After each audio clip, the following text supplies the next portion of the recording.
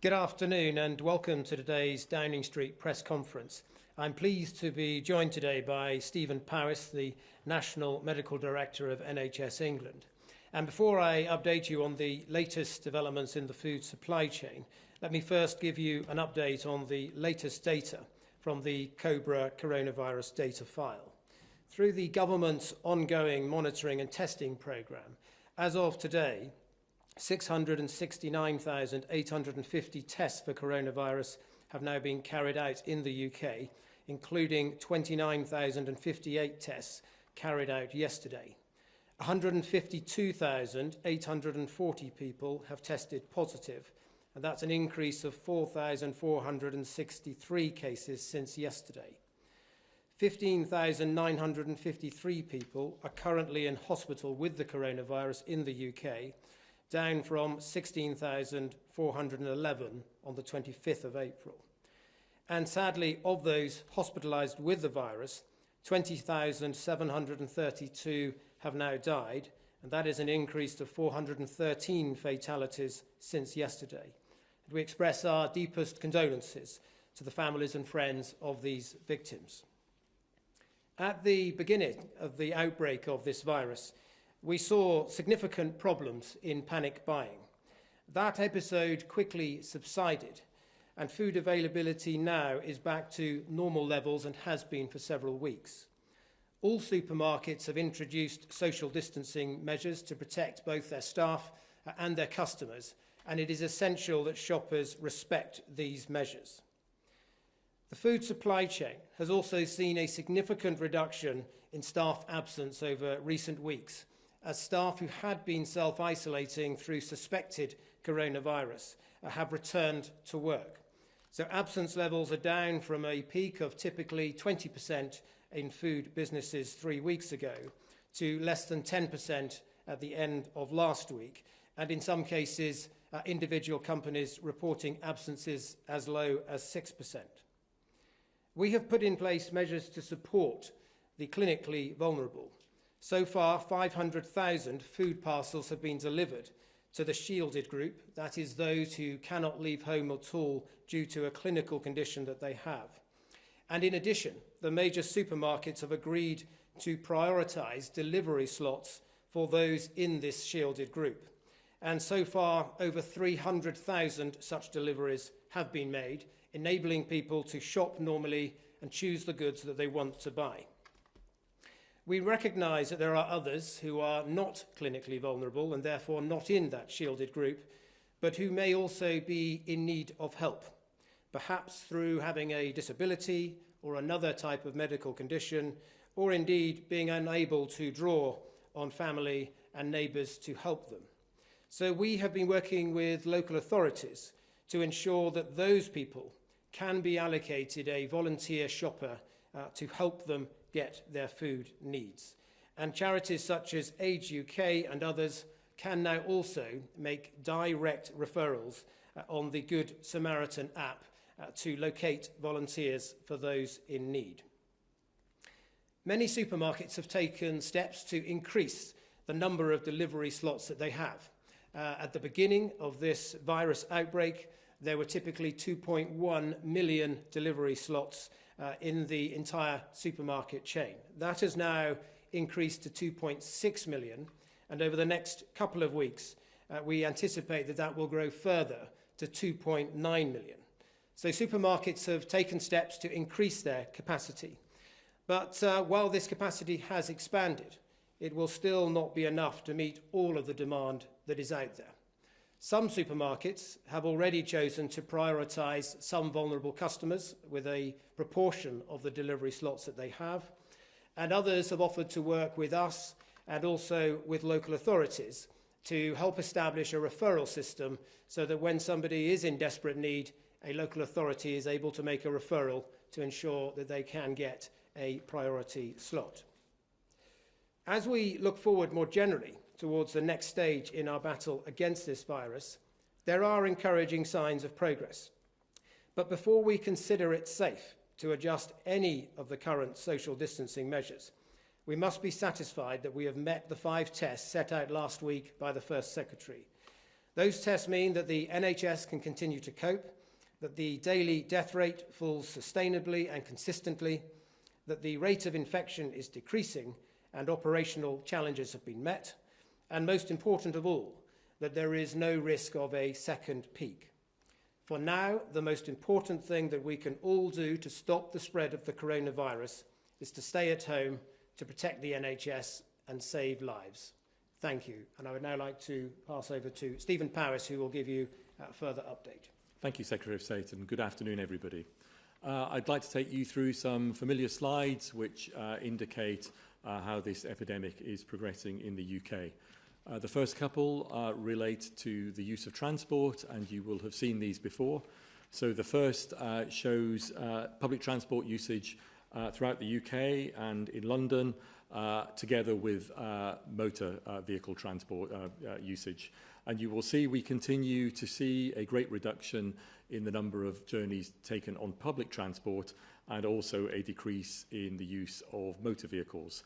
There is maybe the hint of a little bit of an increase in the use of motor vehicles, and as I said yesterday, I think we need to ensure that this does not mean that we are not continuing to comply with the government instructions on social distancing, which are of course so key to ensuring that we get on top and control the spread of this virus. The next slide, which again I showed you yesterday, is data taken from the use of Apple Maps as an example of people going out and about. So it looks at the requests for directions in Apple Maps, and again this shows decline from the start of the introduction of social distancing on public transport, but also requests for directions for walking and driving. Although again you can see there might be a little hint there of an increase in walking and driving, and again must emphasise how important it is that we comply with those social distancing measures. And the reason that's important, of course, is shown in the next set of slides, the first of which shows the number of new cases determined by testing in the UK. And you can see that the benefit of social distancing is beginning to be reflected in the number of new cases determined by testing. We are not seeing increases in that. We are seeing a fairly stable number, and that, of course, is also on the backdrop of an increased number of tests becoming available. That, in turn, of course, then plays through into the number of hospital admissions. Again, for the vast majority of people, this is a mild illness, but unfortunately for some, it requires a hospital stay, a hospital admission. And you can see that we now have a very definite trend in a reduced number of people in hospitals. That is most marked in London, but I think you can also see that in the Midlands and the beginnings of that in other areas of the UK. And so that is definitely showing that our compliance with social distancing is proving to be beneficial. It is reducing the transmission and spread of the virus.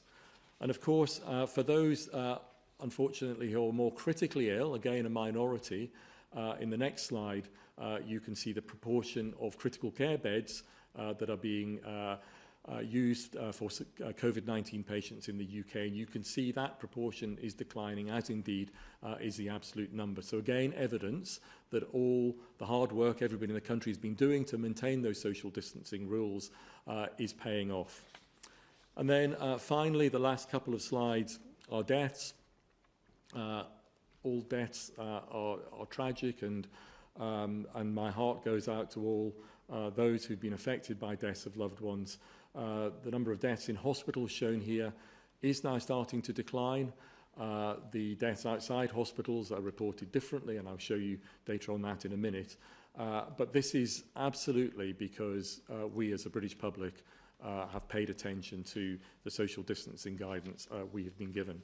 And then finally, the last slide is an international comparison, and there are two lines here for the UK. The first is hospital deaths, which we can report very quickly, but then also you will see a line now at around day 24, 25 in all settings, which includes data that becomes available through the Office for National Statistics. That includes all deaths, But because of the way that deaths are reported out of hospital, there is a lag in reporting that.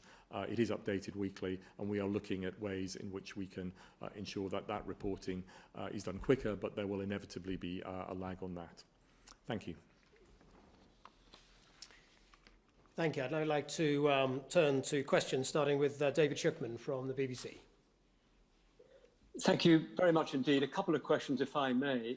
First of all, in the modelling of the infection rate and the different measures, the effect that they have on that rate, it's pretty clear that reopening schools has one of the least impacts on increasing the rate.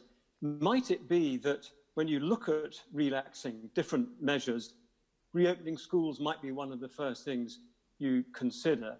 And a second question about care homes. We keep hearing from care homes that they're still having trouble getting testing for people with their residents with symptoms, let alone residents who are suspected possibly of having COVID-19. Can you give a commitment to a date by when they might get the testing that they say they need? I'll pick up on those briefly, but might ask Stephen to come in after. I think on the first point about reopening schools, Dominic Raab addressed this earlier this morning and stressed the importance that even as you started to consider steps such as that, it would still be important in such a setting to have social distancing measures in place.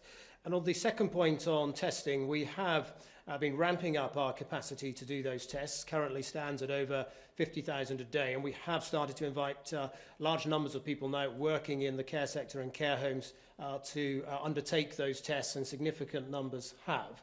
I might now pass over to Stephen, who may have the precise number. Yes, thank you, David. So I think a few days ago, the Chief Medical Officer, Chris Whitty, gave a very clear description here at this podium of the sort of strategy that scientifically we would have to think about adopting in order to ensure that we don't see a rise in infection, in the spread of the virus in the forthcoming months. And in order to make sure that we don't put ourselves at risk of a second peak of infections. And that's broadly to make sure that we keep the transmission rate below that number that we always talk about, that R of 1, which essentially means ensuring that we don't go back to a situation where one individual is passing the virus on to one or more individuals, that the rate needs to be below that. That there are a number, scientifically, as you have heard in these press briefings, there are a number of different measures and different approaches that can be taken to keeping that R level below 1, that transmission rate below 1. And that is exactly the work of SAGE and independent scientific experts to work out what that range of measures look like. And of course, school closures is one of those measures. I think it's highly likely that there will be different combinations of measures, some of which are in place at the moment, but others that you have heard about, such as more sophisticated track and tracing, that in combination will keep that number below 1. It's the role of the scientists, such as me and others, to look at that and to provide advice, but of course it's the role of government, quite rightly, to look at those and decide which particular combination is the appropriate combination to take forward. I think on testing, I don't have much to add other than to say that testing is clearly expanding at the moment. In the NHS, we're responsible for testing in hospitals, and we are expanding testing in hospitals. I know outside of hospitals, testing is expanding as well. And I think what's important is that that continues to expand so that those residents in care homes who are symptomatic and asymptomatic and care workers have access to that testing. Thank you very much. Next we have Inigo Gilmore from Channel 4. A question to the Minister, if I may. We've been hearing very serious concerns, Minister, about the lack of public health experts who manage infectious disease outbreaks on your government advisory group, SAGE. We now know that Dominic Cummings and Ben Warner attended, but if you won't tell us who else attended, how can the public get a sense of the balance of their current expertise that you say you're relying on? And secondly, a question to Professor Powers. We've been speaking to a local director of public health who says that data is just not being shared by central government, and it makes attempts to properly contact, trace and deal with local outbreaks. When is that going to change? And what's your best estimate of when it might be possible to restart contact tracing again? Well, the important thing to note is that SAGE is unusual in the way it operates as an expert advisory group, in that it is convened in response to specific emergencies. And the scientists that go on to that group will change depending on the type of the emergency. And it is important that those scientists are able to have discussion themselves, free of external influence, and also that we protect their own security as well. So for those reasons, we don't publish the names of those on the group. However, their minutes and their deliberations are published. And Stephen might be able to tell you a little more about that. Yeah, so I'm a member of SAGE, that's in the public domain, and personally I have no problem providing people give permission. I think the Chief Medical Officer has said the same, with the names of participants in SAGE being published. Clearly that's not my decision, but I'm perfectly happy for my name to be in the public domain. On the question of contact tracing, you broke up a little bit, but I think the question was, when is contact tracing likely to come in and be effective? So I think there's probably a general comment on contact tracing. So contact tracing, which is a very tried and tested way of managing outbreaks, it's more difficult in an epidemic, but it's certainly a tried and tested way of managing outbreaks. Obviously takes a lot of resource, a lot of time to trace effectively the contacts of an individual person who has tested positive. It can be aided by technology, and the development of a digital app will no doubt help in that setting.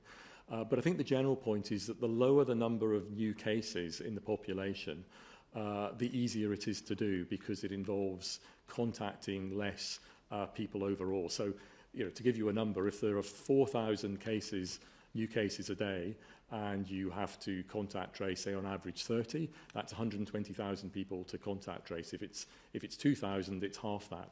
So the point is, getting the infection rate as low as possible will put us in a position where contact tracing will be at its most effective.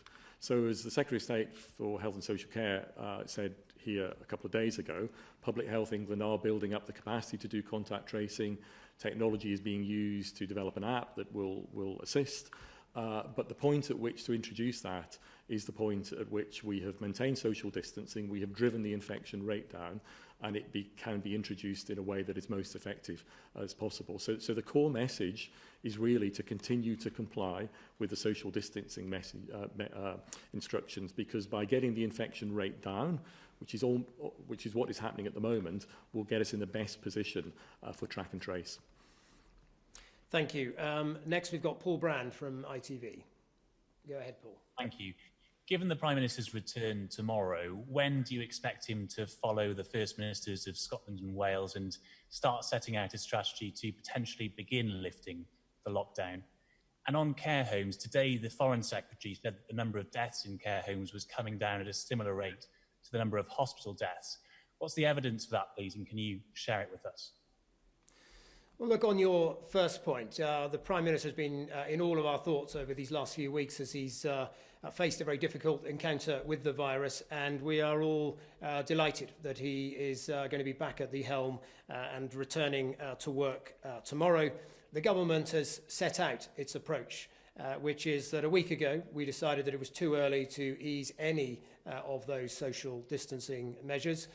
It will be reviewed again in a couple of weeks' time, and that would be the right moment to consider the scientific evidence that we have, particularly the latest medical evidence. Very important that we don't do this prematurely and risk a second peak. Very important that we see a consistent downward trend and sustainable reduction in the number of infections, and that is our position. But look, I'm sure that at some stage during the course of the week ahead, you will be hearing from the Prime Minister. And Stephen. Yes, so I think, as I've said before, I think it's really important to remember that the approach that needs to be taken to keep on top of this virus, to keep transmission down, will need to evolve over time. And it will need to evolve over time because the science and what we know about the virus is developing all the time. We are learning more and more. And even as we stand here today, there are certain pieces of key information that we would love to have to help us plot a way through the coming months is not available. So one piece of information is how many people develop immunity to the virus and how long that immunity lasts. And the truth of it is, of course, that we won't know how long immunity lasts until we have got some way into this epidemic and we have been able to follow individuals in a serial way, in other words, take blood tests over months to see what happens to their immunity, their antibody levels. And as that information becomes available, and there are studies ongoing in this country that will do exactly that, and other countries, we will be able to evolve the scientific advice as to how to manage this virus.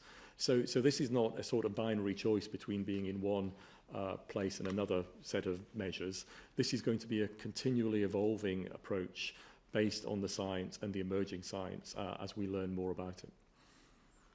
Great, thank you very much. Next we have Heather Stewart from The Guardian. Go ahead, Heather.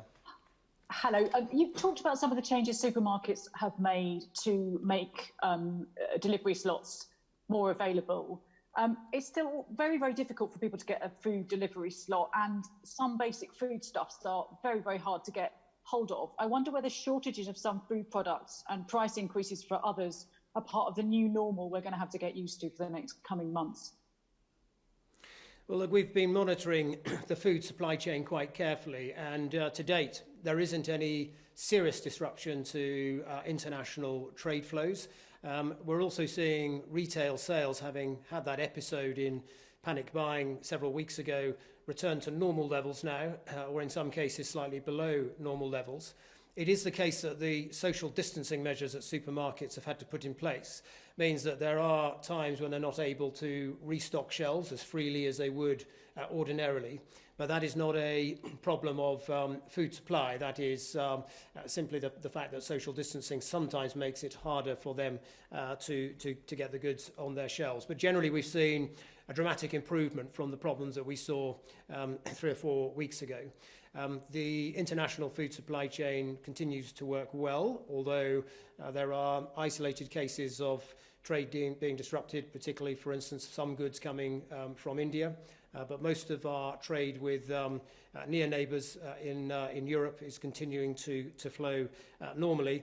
We're also acutely aware that we're about to start the British season in fresh produce, in soft fruits and salads. We estimate that probably only about a third of the migrant labour that would normally come to the UK is here and was probably here before lockdown. And we are working with industry to identify an approach that will encourage those millions of furloughed workers, in some cases, to consider taking a second job, helping get the harvest in June. It's not an issue at the moment, since the harvest has barely begun, but we do anticipate that there will be a need to help recruit staff for those sectors in the month of June. Kate Ferguson from The Sun. Hi, thank you, Secretary of State. One question for you and one for Stephen Powis. To you, we've seen reports in the newspapers today that passengers arriving in Britain will be told to quarantine for 2 weeks. How are you going to be enforcers? Will police be making spot checks? And if lockdown is eased and Brits can go on their summer holidays, will they have to take another 2 weeks off work to self-isolate back home here when they return? And to Mr. Powis, we've seen today's death figures are the lowest that they have been this month. You've previously spoken about green shoots. Are we turning a corner and are we through the peak now? Thank you. Well, on your first point, I know there's a lot of speculation around these things, and I think the point is this: that as we move to a new phase at some point in the future, we're not there yet and not ready to make that decision yet. International travel could become a more significant part of the risk to manage. At the moment, all of the evidence suggests that it is only a tiny proportion of the cause of the coronavirus outbreak. If we got to that point, a number of measures would be considered, but no decisions have been even taken in this space yet. We've taken a conscious decision as a country not to close our borders, because it's important that we keep trade flowing. And should there be medical advice at some point in the future as we move to new stages that this is an area that should be looked at and considered, then obviously that is the time to do that. Thank you. So I think when you go back a number of weeks ago, when I started presenting, as others do, the charts that we present at the start of these briefings, what I was pointing out was that as we began to see reductions in the use of transport, indicating that the British public were beginning to comply with the guidance that had been issued on social distancing, that if that was sustained, then over time it would translate into a reduction in the number of cases, a reduction in the number of hospital admissions, and then finally through a reduction in the number of deaths. And of course, a number of weeks ago, those charts all showed that infections and hospital admissions, people in critical care, and deaths were on the increase. Over the last few weeks, of course, we have seen, because those social distances measures have been adhered to, that those curves have started to change. And as I showed you just a few minutes ago, we are now beginning to see declines, particularly in London. And yes, deaths are now either plateauing around the country or beginning to decline.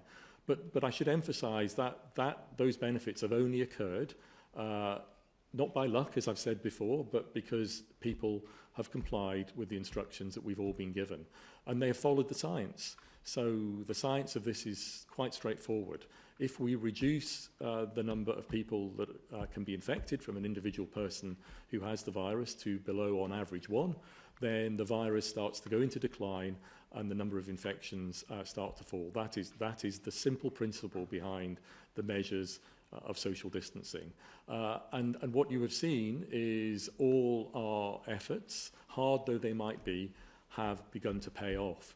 But of course, the other point to make there, of course, is that it will only continue to pay off if we continue to keep social distancing and we continue to comply with those messages.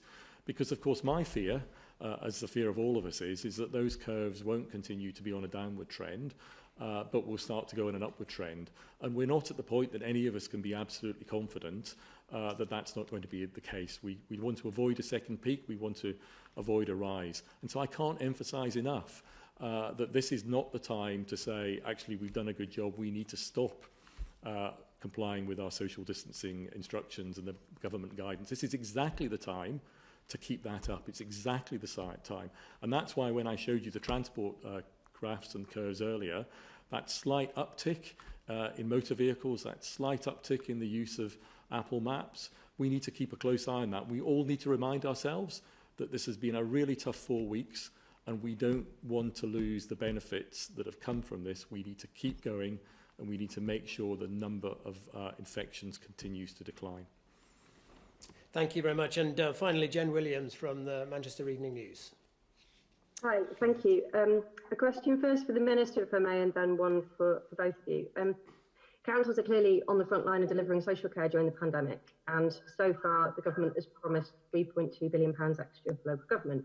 But one Conservative councillor I spoke to today said that while it's welcome, it's merely a sticking plaster for what's to come.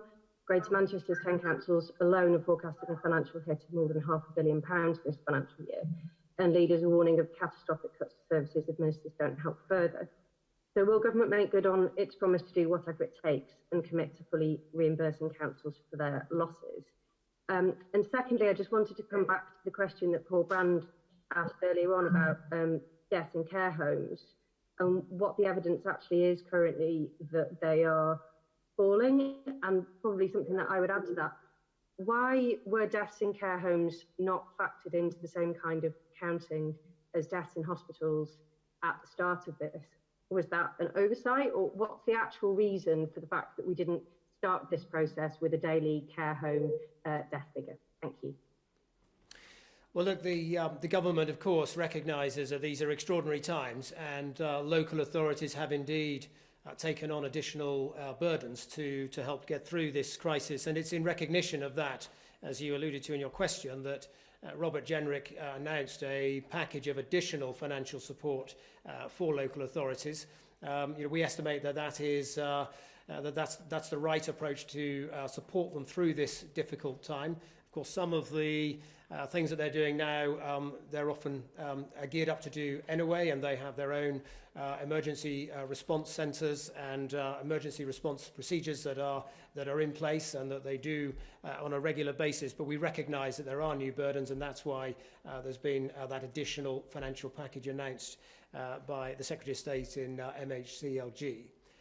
I will turn now to Stephen. Yes, so thank you. So obviously, as NHS England National Medical Director, I am most concerned with the reporting of deaths within hospitals. Of course, we care about all deaths, absolutely, but the mechanism of reporting deaths in hospitals falls within NHS England and, of course, the other devolved administrations. So I think it's worth pointing out there's important differences about the way the data is collected. Within the NHS, we work with several hundred hospitals in order to collect that data on a daily basis. And we're collecting the data from people who have died in hospital who we know have tested positive. So that's one important thing to remember. The NHS, all those organisations are within the NHS family. They're all NHS organisations who are used to putting in daily reports to, in my case, NHS England. So there's a system that already exists, for instance, that we use during winter pressures, that means that it's very straightforward for those trusts to report that data on a daily basis. In the care home sector, of course, there are many, many thousands of care homes operated by many, many different independent organisations. And so that sort of daily rhythm of reporting in is just not something that occurs in care homes in the same way. And then, of course, the other important difference is, as I said, in hospitals, what we're reporting is deaths where we know somebody has tested positive. In the community, deaths that are being reported is deaths where the registration process, the doctor who has certified death, has put COVID-19 on the death certificate, and then that has gone through the usual death certification process. And it's the Office for National Statistics, as I said earlier, that gathers that data. And as I'm sure everybody knows, that process takes several days and can take longer. So again, as I said earlier, I know colleagues in government are looking to speed that up, but there is an inevitable longer time for those deaths to be recorded than the very quick reporting that we can get on a daily basis within the NHS. So it simply reflects the differences in the two processes and the difference in what we're reporting in terms of test-positive deaths in hospitals and death certificates in the community. Thank you very much, Stephen, and we're out of time. I simply wanted to conclude, though, by recording my thanks and paying tribute to all of those who are working throughout the food supply chain, from farmers, manufacturers and retailers. The response of this industry to ensure that we have the food as a country that we need has been truly phenomenal. But thank you all very much.